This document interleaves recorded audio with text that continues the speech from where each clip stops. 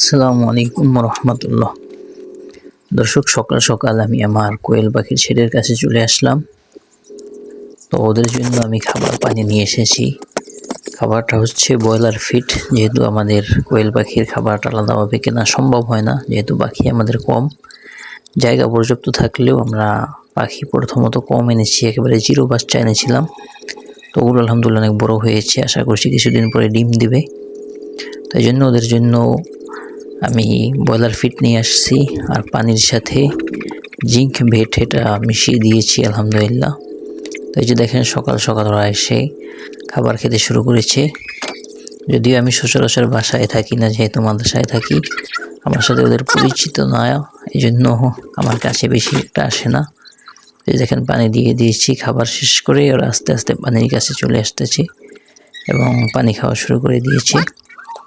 তো আলহামদুলিল্লাহ, আমি এগুলো একেবারে জিরো বাচ্চা, অর্থাৎ যার কাছ থেকে এনেছি কথা ছিল আমাকে 1 সপ্তাহ 9-10 দিনের বাচ্চা দিবে, কিন্তু অল্প কয়েকটা বাচ্চা 10 দিনে দিয়েছিল, বেশিরভাগই জিরো বাচ্চা ছিল।